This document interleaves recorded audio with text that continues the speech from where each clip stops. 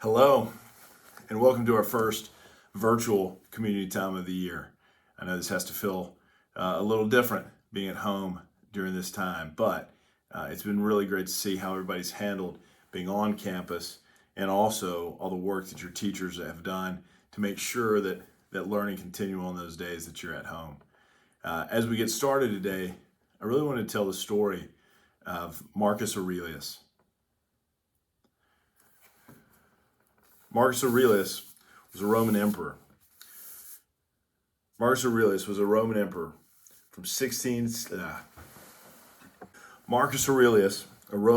from 161 to 180, was the last emperor of the Pax Romana.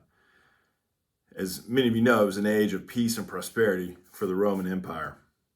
Just that alone would have made him a great historical figure. But we bring him up today because of his insight as a philosopher and as a thinker. He and other Stoic philosophers gave much time and space studying how one could move forward when facing great obstacles. In many ways, this quote of his sums up Stoicism. Objective judgment, now at this moment. Unselfish action, now at this moment. Willing acceptance, now at this moment, of all external events. As we break it down, he sees how we can move forward in the light of things we're facing, similar to what we're facing today. That objective judgment that he speaks of is just making sure that we write our own perspective, that we see things as they are, not as we fear they might become, or how we might spin them in our own heads.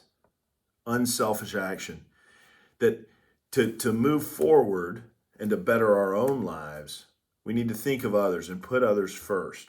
And in doing so, act, not just say those words that we care for others, but actually take action now at this very moment.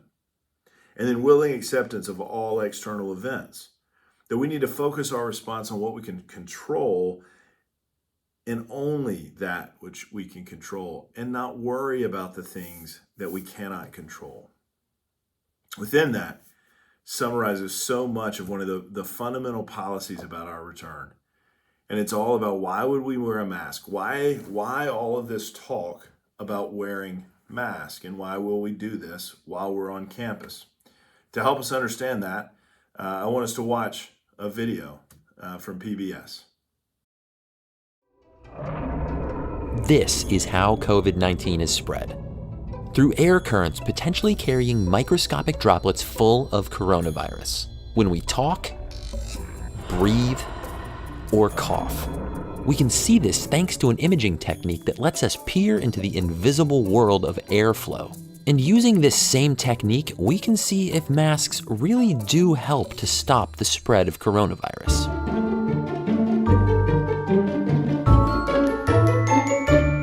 Hey smart people, Joe here. If you've been feeling confused about masks, what they do, what they don't do, whether or not you should wear one, well, I hope this video will help. And since I'm all by myself at the moment, I don't need to wear this or this. This is Matthew Staymates, a fluid dynamicist and mechanical engineer at the National Institute of Standards and Technology. And while stuck at home, he turned his garage into a lab. Using a technique called Schlieren imaging, he captured some incredible images of a world that's normally invisible to our eyes. If you've ever seen wavering distortions above a hot road, that fluttery mirage happens because different temperatures and densities of air bend light in different ways, like a fluid lens. And when we talk, warm air streams out of our mouths, meeting the sea of colder air around us. A Schlieren setup lets us see these tiny differences. A narrow source of light is bounced off a concave mirror towards a camera, with a thin metal blade blocking some of the focused light. As that light interacts with air and the space between, it's bent in ever so slightly different ways, creating shadows and bright spots in the final image. And as you can see in this video from my friend Derek at Veritasium, it lets us see everything from the helium coming out of a balloon to heat rising off of a candle. And at 250 frames per second, it shows us exactly why masks work to slow airborne infection. Now, it's important to remember that we can't see viral particles in these images. They're too small. But the viruses are carried on that breath just like a river carries fish. In fact, an individual viral particle is smaller than the weave of most fabrics. So why does this work? Well, masks help in two interesting ways. First, it's important to understand that viruses don't float around alone. They fly out in droplets of moisture. Most droplets are heavy enough that they fall within 2 meters or so, but any person or object within that distance can get bathed in virus. And without a mask, some of those droplets can evaporate into super tiny particles of infection that can float on air currents far from your mouth or nose. And these micro droplets are extremely hard for any mask to filter out. But with a mask on, in the warm, humid space between your mouth and the mask, those larger droplets don't have time to evaporate, and they can be captured by common fabrics. If it feels hot and humid in here, that means it's working. And the second way that masks work is that any droplets that do get through now have less momentum. The air currents disperse in eddies and swirls instead of flowing away in streams, which means droplets won't travel as far. So which mask is the best mask? If it seems like recommendations change all the time, that's because doctors and scientists know more now than they did months ago. And they'll know more months from now than they do today, because that's exactly how science is supposed to work. What we do know is whether you're using a bandana, an N95 mask, or a cloth mask you sewed at home, they all still have a lot of droplet blocking power. But that mask has to fit. This is almost like not wearing a mask at all. A mask that's too tight or has too many thick layers can actually force more air out the sides. A good test is to see if you can blow out a candle through your mask from about 1 foot away. These Schlieren images are clear evidence that masks are effective, but the best science relies on multiple lines of evidence. Here's an experiment that we did with someone talking through a sheet of laser light, illuminating all of the micro droplets released as we speak. With a mask, those droplets are all caught. And this microbiologist sneezed, sang, talked, and coughed over petri dishes. A simple mask blocked nearly all of the germs, and even though this experiment detected bacteria and not viruses, they both leave our airway in the same respiratory droplets. It should be pretty clear to you now why masks work, and the body of research that proves that is getting stronger all the time.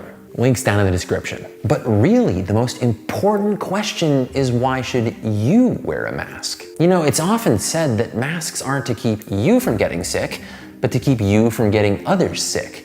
Wearing a mask can dramatically reduce the chance of spreading COVID, but that's a strange thing to think about, because you might think, well, I'm not sick. I've got a strong immune system, so I don't need to wear this. But we know that COVID-19 can go undetected, and almost half of infections may come from people who don't show symptoms. That could be you, or it could be the person next to you. And if it is, wouldn't you want them wearing a mask? They probably feel the same way about you.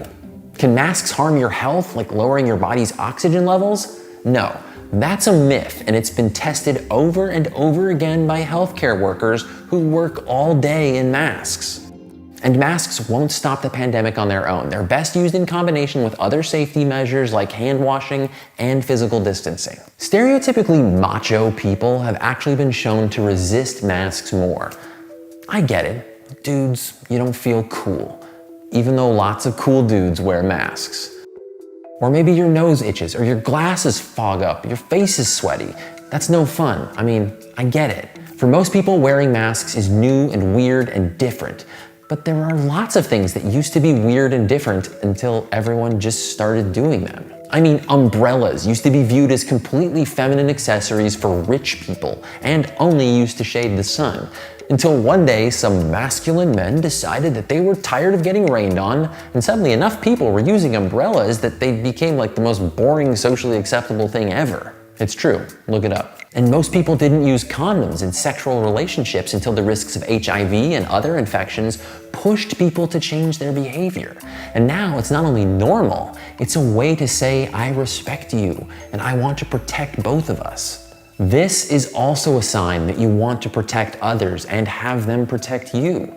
And the sooner that this becomes part of everyone's normal everyday life, the sooner we can all get back to normal everyday life. In every pandemic in history, it's the actions and choices of individual people that have made the difference. A mask can stop a virus, but it also sends a message. We're all in this together. And that's something we all need to hear right now and every day. Stay curious. Thanks for watching this video, and I hope that you'll send it to somebody that you know that needs to hear this message. But remember, what we know from social psychology is that shaming people into wearing masks, that's not gonna work. So come at it with an open mind and an open heart, and we can all do this together. So, from the video, we can tell masks work, and taking that unselfish action now can help us all have a better future.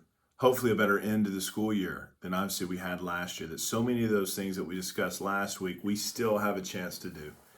So join with me in continuing to wear masks, not just the first couple days where it's new and it's easy to do, but each and every day you come to campus, wear a mask. And again, I ask that you do that from the time that you are leaving your car in the parking lot.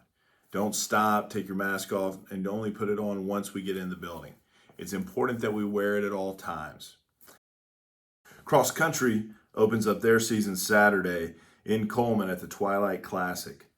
Football, after their big win Friday night at Elkmont, hosts its first home game against Glenclo.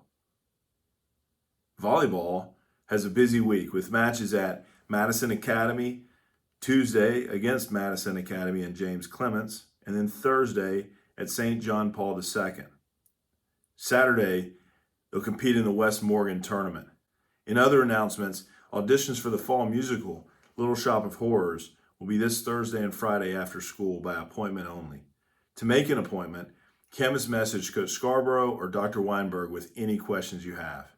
Hopefully you have some time to take a little bit of a break before your next class. Thanks for all you're doing and making sure that this school year is as great as ever. Thanks. Have a good day.